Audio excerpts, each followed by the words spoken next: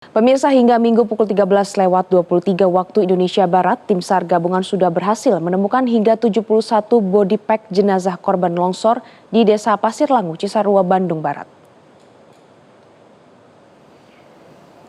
Pemirsa, hari ini menjadi hari ke-9 pencarian korban longsor di Desa Pasir Langu di Cisarua, Bandung Barat.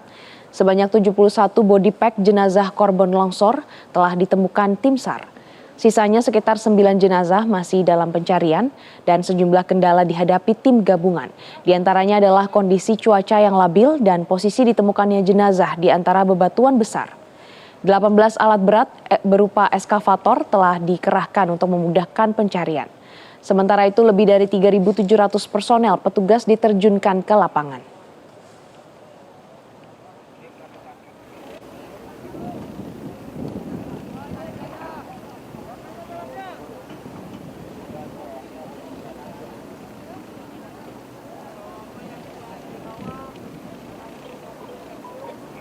Operasi pencarian korban tanah longsor di Kabupaten Bandung Barat sudah lebih dari sepekan. Tim SAR gabungan telah melakukan beragam upaya untuk memaksimalkan pencarian di tengah cuaca ekstrim. Sementara itu, warga terus berharap agar sanak saudara yang hilang bisa segera ditemukan.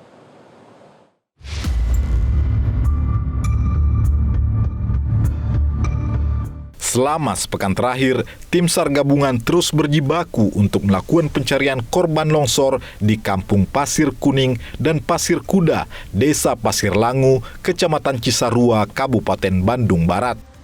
Berbekal belasan alat berat seperti eskavator, puluhan anjing pelacak K9 hingga alat manual seperti cangkul dan mesin air, tim SAR terus mengais tebalnya lumpur walau harus menghadapi cuaca ekstrim yang terus melanda wilayah tersebut. Upaya tim SAR pun menuai hasil hingga hari ke-7 pencarian yakni Sabtu 31 Januari 2026, total korban yang ditemukan sebanyak 60 body pack. 44 diantaranya telah berhasil diidentifikasi, sedangkan sisanya masih dalam proses penelitian identitas oleh tim DVI Polda Jawa Barat. Sementara sejumlah korban lain yang dinyatakan hilang masih dalam proses pencarian. Oleh karena itu, Basarnas memutuskan untuk memperpanjang operasi pencarian hingga 14 hari terhitung sejak hari pertama kejadian 24 Januari hingga Jumat 6 Februari mendatang. Mudah-mudahan sebelum 14 hari ini kita sudah bisa menemukan seluruh korban.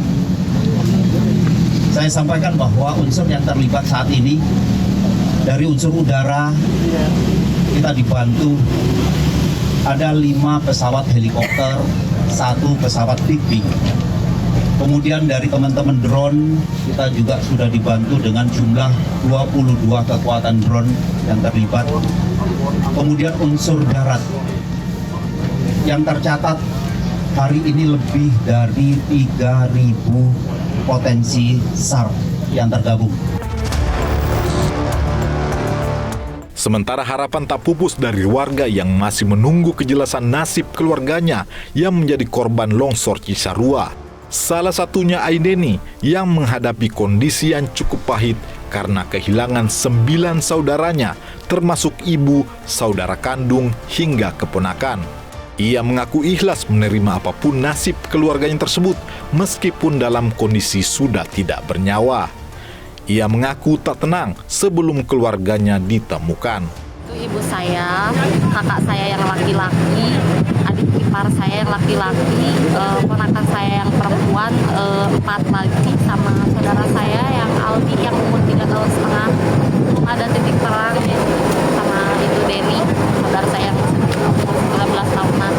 Pengen cepet-cepet ketemu dalam keadaan apapun, keluarga saya pengen ada titik terang, pengen cepet-cepet istilahnya. Muka ini berakhir lah istilahnya. Kalau udah ketemu kan kita juga legowo gitu, mau apa sih memakamkan atau apa. Kalau belum ada titik terang ini kita kan nggak tenang gitu loh.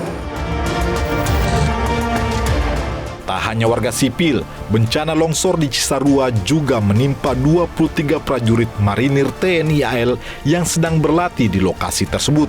Kepala Staf TNI Angkatan Laut, Laksamana TNI Muhammad Ali mengatakan intensitas hujan yang tinggi membuat tanah labil hingga terjadi longsor di lokasi latihan.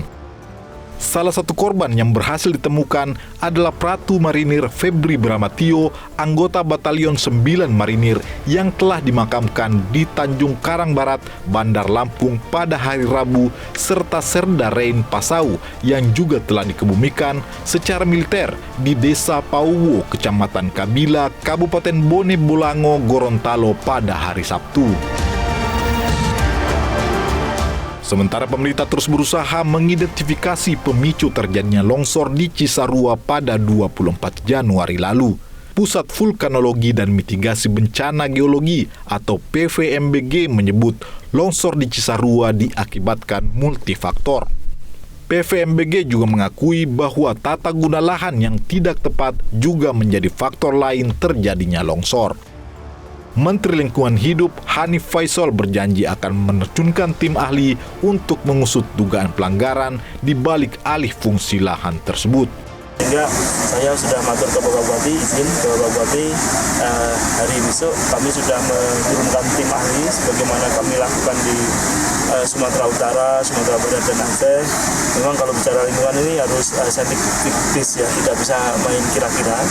Jadi tenaga ahli akan segera bergabung dengan pemerintah kota kabupaten di bawah pimpinan Bapak Bupati. Kita akan melakukan pendalaman sangat detail terhadap landscape ini, dan kemudian akan kita lakukan langkah-langkah penanganan lebih lanjut. Kini pemerintah berupaya merelokasi warga yang masih bermukim di wilayah longsor untuk menghindari jatuhnya korban susulan. Longsor Cisarua diharapkan menjadi pengingat bahwa alam perlu terus dijaga agar bencana tidak kembali datang dan menyisahkan kesedihan. Tim Liputan Metro TV. Jelajahi cara baru mendapatkan informasi. Download Metro TV Extend sekarang.